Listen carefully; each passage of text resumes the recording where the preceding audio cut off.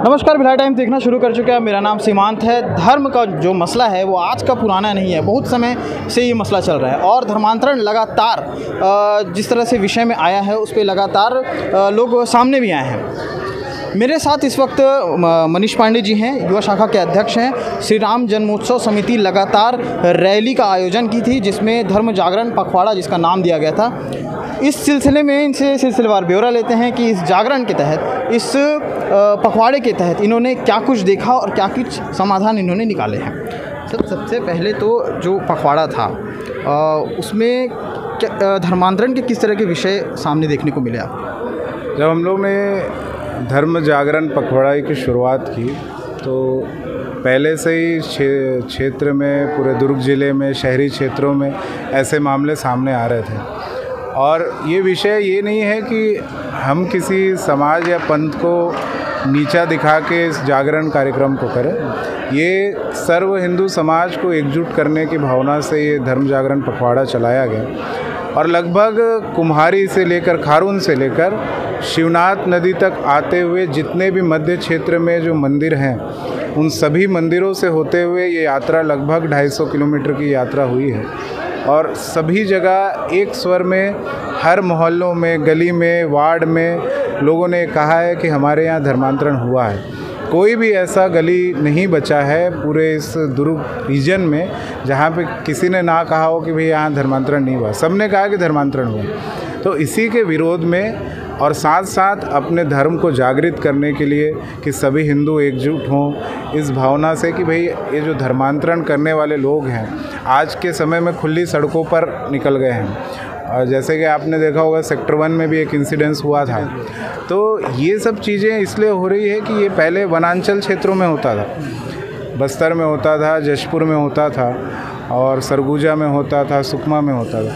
पर आज ये दुर्ग शहर में हो रहा है, भिलाई शहर में हो रहा है, रायपुर शहर में हो रहा है, राजनांदगांव में हो रहा है। तो ये तो चिंता का विषय है। सभी शहरी वालों को, शहर वालों को जागना ज़रूरी है। हिंदुओं को एकजुट होने की भावना से धर्म जागरण पखवाड़ा चिंता का विषय तो है, लेकिन क्या कारण मानते हैं आप इसको? देखिए, बहुत सारे कारण है इसमें। सामाजिक भी है, शैक्षणिक भी है और लोभ लालच की बात भी आई है।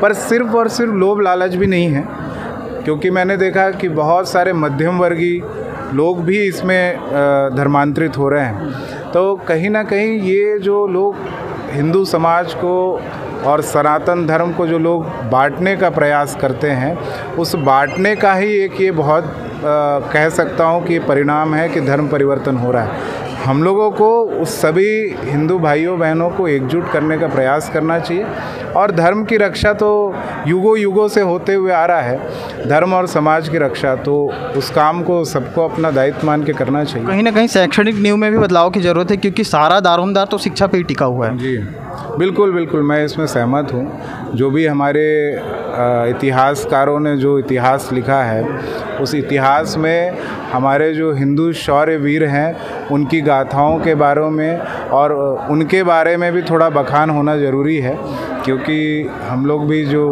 CBSE में या CG बोर्ड में पढ़ाई करते हैं तो देखते हैं कि मुग़ल, अकबर और ये बहुत महान शासक के रूप में जाने जाते हैं। तो आज के समय में मराठा साम्राज्य के शिवाजी के बारे में भी चर्चा होनी चाहिए, महाराणा प्रताप के बारे में भी चर्चा होनी चाहिए, गुरु गोविंद सिंह जी के बारे में भी चर्चा होनी चाहिए। और स्वतंत्रता में भी जो लोग, चाहे भगत सिंह जी हो, लाला लाजपत राय हो या जो भी लोग, इस रानी लक्ष्मीबाई हो, जो लोग इस स्वतंत्रता में भी रहे, इस देश को स्वतंत्र कराने के लिए, एकजुट कराने के लिए और एक स्वाभिमान जगाने के लिए, तो उन लोगों की भी हिस्ट्री में इस तरीके की चीज़ें और आने वाली पीढ़ियों को बताना चाहिए। पखवाड़ा लिमिटेड हो सकता है लेकिन अभियान तो असीमित है, वो कब चलते रहेगा? नहीं, ये तो बिल्कुल, ये पखवाड़ा तो एक समय सीमा पर है और जो ये विचार है इस जागरण का और धर्मांतरण के विरुद्ध लोगों के एकत्रीकरण का, ये विचार निरंतर चलता रहेगा। और आज हमारी संगठन ने किया है, कल कोई और संगठन करेगा और मैं संघ को बहुत हृदय से बधाई देता हूँ कि संघ ने इस राष्ट्र निर्माण में और जो लोग खंडित करने का प्रयास करते हैं उन खंडनकारी लोगों के विरुद्ध में जिस प्रकार से उन लोगों ने काम किया है बहुत ही सराहनीय है। वनांचल क्षेत्रों में अपना जीवन खपा दिया उन लोगों ने और निरंतर वो काम कर रहे हैं, तभी ये हमारी सनातन संस्कृति अभी तक बची हुई है। लोकल लोगों से किस तरह कनेक्ट हो पाएंगे, क्योंकि जो 15 दिन का आपका पखवाड़ा रहा है उसमें काफ़ी लोकल स्तर के लोगों से भी आपने मुलाकात की होगी, उनसे किस तरह कनेक्ट हो पाएँ?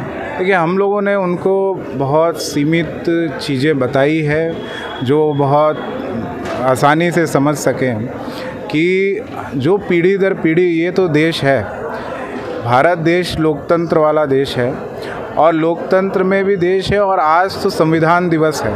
इस संविधान में हर धर्म हर पंथ के बारे में व्याख्या है और उसकी स्वतंत्रता के बारे में बात हुई है। स्वतंत्रता तो सबके लिए है कि जो जिस धर्म को अपनाना चाहे उसकी स्वतंत्रता है, पर आज के समय में हम अपने धर्म का पालन कर रहे हैं। हम किसी के दूसरे पंथ के लोगों का धर्मांतरण नहीं करते हैं, पर हमारे समाज के लोगों का धर्मांतरण होता है। तो ये चिंता का विषय है।